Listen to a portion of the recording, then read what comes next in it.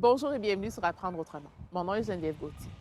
À l'heure où les enfants et leurs parents jonglent avec des horaires de plus en plus chargés, où les écrans font partie intégrante de nos vies et où il est de plus en plus difficile de faire la part des choses entre gestion du risque et surprotection, force est d'admettre que nos enfants jouent de moins en moins librement à l'extérieur et encore moins dans la nature.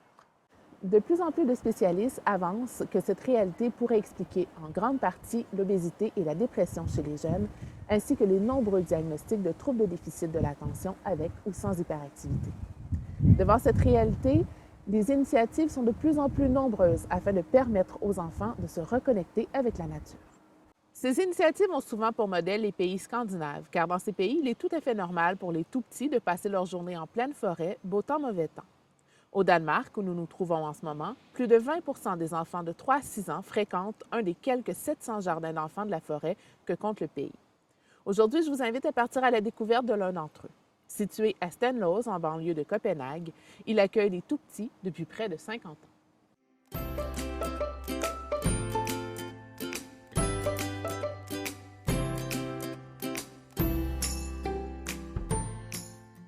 Mais d'abord, qu'est-ce qu'un jardin d'enfants dans la forêt et qui apprend-on? Forest kindergarten is a place where the kids are out all the time. You develop and get a good sense of who you are yourself as self-being, yeah? And you develop some social skills that's out of the ordinary in ordinary kindergartens. Au Danemark, on ne s'attend pas à ce qu'un enfant de moins de 6 ans dispose de connaissances académiques.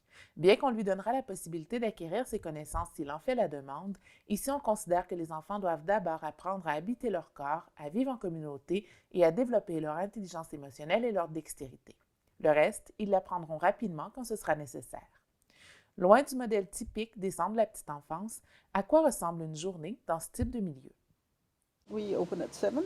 We stay here at the base where the kids come and play and have a nice time. And at 9 o'clock, we go to the bus. It's our bus. And we go to a specific place where we are until approximately 2:30 or something. Then we drive home here. And then we're back at the base until 5 o'clock again. And in the woods, while we're in the woods, we do all kinds of activities. We have creative activities. It can be like woodworking or like doing something with paper or building something or whatever. And we have physics, you could call it, where we climb and we jump.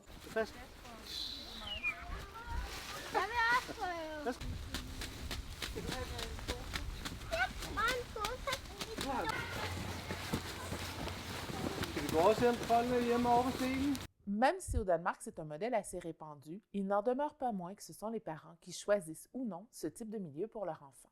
Pourquoi font-ils ce choix? They believe that the children has the right to have some freedom in the daycare they are in. They have the right to experience stuff and experience something that might be considered dangerous. Laisser un enfant de 3 à 6 ans utiliser un couteau ou une scie, grimper jusqu'au sommet d'un arbre, courir avec un bâton dans les mains ou jouer près d'un lac a de quoi donner des sueurs froides à bien des adultes. Comment vit-on au quotidien avec ce type de risque dans un jardin d'enfants de la forêt? Well, actually, it's a bit fun because before I worked here, I was the manager of an ordinary kindergarten for 10 years. And during this 10 years, there were like a lot more damage to the kids than I have experienced at this place. The kids here, they learn about themselves, they learn their limits, they learn what they're able to do and what they're not able to do, and in this way they can make like qualified decisions on what is a smart thing to do and what is not a smart thing to do. Here, for example, kids learn how to cut with the knives when they're 4. Here they can climb trees. In ordinary kindergartens, you're not allowed more than like 60 centimeters, I think, from the ground. Yeah, then it's considered too dangerous. Yeah. Here we teach the kids how to climb a tree in order to kind of conquer the world in some way. Yeah.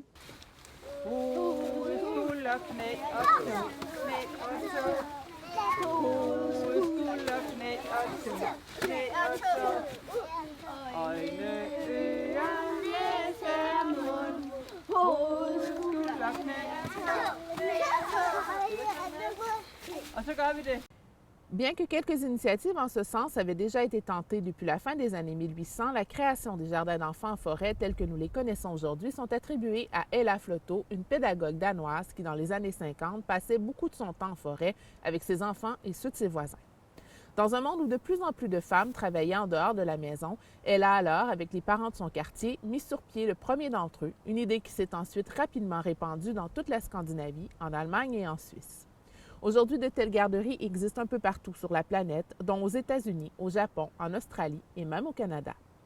Mais depuis quelques années, une ombre flotte au-dessus de celle-ci et inquiète beaucoup tous ceux à qui nous avons parlé. Dans une société toujours plus inquiète pour la sécurité de ses enfants et toujours plus aseptisée, ce modèle est-il appelé à disparaître? Pourtant, ces jardins d'enfants sont formels. Ils n'enregistrent pas plus d'accidents que les garderies traditionnelles et même souvent beaucoup moins. Alors à nous de nous poser la question.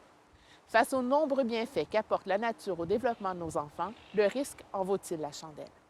Faites-nous part de votre avis dans les commentaires. Merci de votre écoute et à bientôt sur Apprendre autrement.